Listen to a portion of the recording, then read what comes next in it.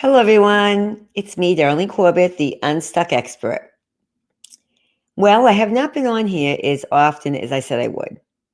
There is an explanation. I also decided to get back on Facebook.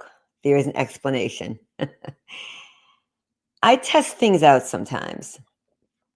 Sometimes I go and I jump in and think, wow, that might be very helpful. Then I step back. I realize, well, maybe not so. So let's start with Facebook. I got off Facebook because I thought too much drama, too many notifications, too much this, too much that. I started a group and I felt compelled to like everything and read every article. I thought way too much.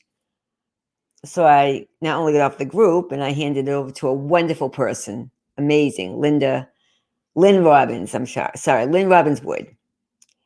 She has a group called Shine the Light for people 40 plus. She's fabulous. So I'm glad I put the group in her hands. I go back on Facebook because it's a place where I can use for professional reasons only. So I'm not going on there as much. Not that I was on all the time, but I always post things. I always like things when people notify me, and not anymore. I put my articles on. If somebody wants to like it, fine. If they don't, no big deal. Same thing with my podcast, which I have not done as frequently either. So let me start with YouTube. I had planned on doing 5 days a week a video of at least close to 10 minutes.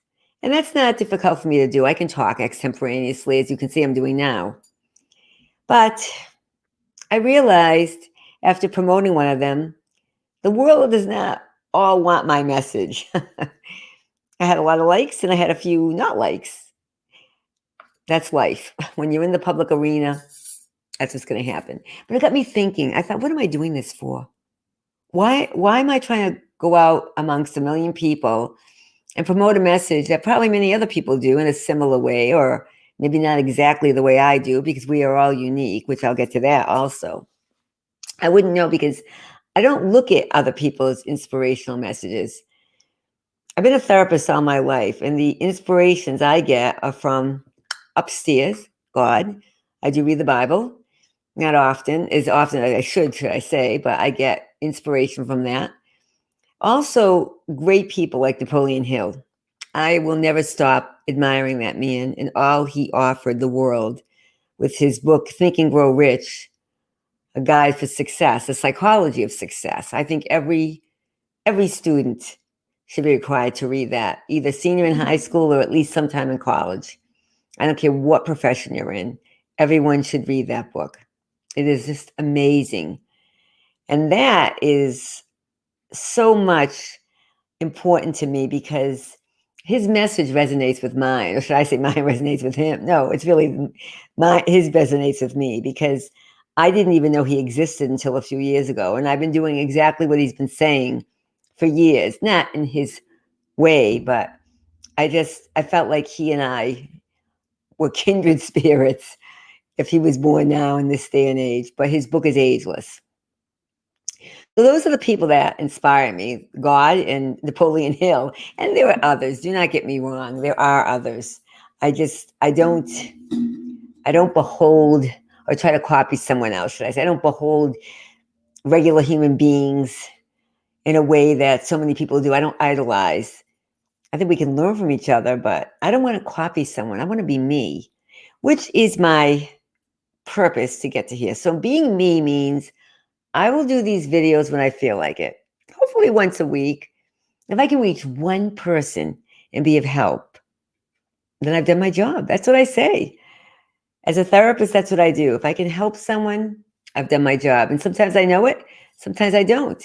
I can't help everybody, just like all people are not going to like my message, but I do the best I can. How about that? As we all should do the best we can. So I will post probably weekly, but I can't promise that. And hopefully not as long. I'm not going to do 10 minutes, I don't think, unless I have something to say. But I want to get back to now this unique you, being unique you. They say imitation is the greatest flattery. I don't always agree with that. I think there's a lot of taking. If someone imitates you, fine. If they acknowledge it or they do it in their own fashion, their own unique way. When people take a few things from you verbatim, whether it be speaking or writing, and you really can't say anything because unless it's plagiarizing, which is you can bring that to attention because it's taking your intellectual property.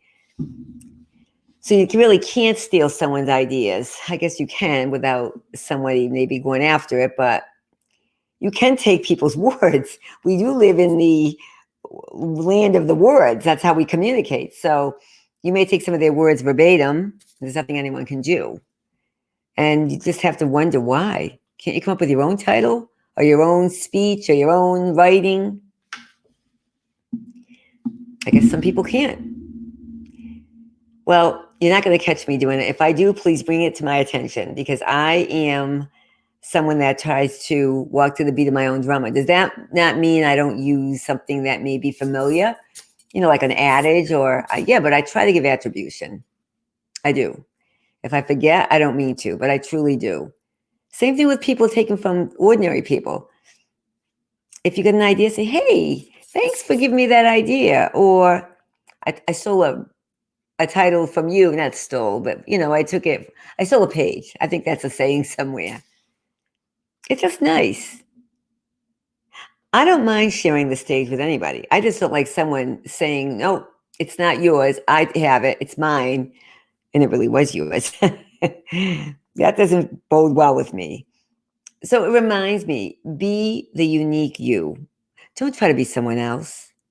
Platinum style authenticity. Does that mean you might not like somebody's hairstyle, the way they wear their clothes or a scarf? I'm just using those as examples. Sure. But be the unique you. It's not going to look the same on you. Nothing is. Even the words, it doesn't come out the same. I don't look at other people's, I really don't. I mean, I'm a voracious reader, but I just try to be me when I'm writing or speaking. People say, oh, you should speak. This is how you should do your speeches. They should be crafted this way. I use so many different variations. I don't agree with some of them. I do it the way I want. Same thing with writing. You should do this. You should do that. You should have this. You should have that. I don't want to do that. I like to write to write. Same thing as a therapist years ago. You should watch people. Now, therapy is an abstract process, like as is writing in many ways, writing because it's up here. But therapists, I don't want to be like another therapist. I'm me, myself, for better or worse. It's been a good thing for me for years. It's authentic. We're taught in school to take this idea and that idea and this idea. Most of us are eclectic because we use the ideas and we incorporate them in ourselves. So I say, be you. There's no one else like you. And you know what? If you can celebrate you with platinum style authenticity, as I say in my book, Stop Depriving the World of You, you will feel better that you can be you, that you can be the platinum style authentic you. And not only that, people will be amazed or surprised or jealous. Oh, well, too bad. Or they'll be attracted to you. And if they're not, if you feel good about being the platinum style authentic you, and I say that because you don't want to just be an unfiltered you, but someone with class, someone with finesse. How about that? Just go for it. All right, everyone. When the student is ready, the teacher appears. I am the teacher, but I'm also the student, as I hope to be all the days of my life.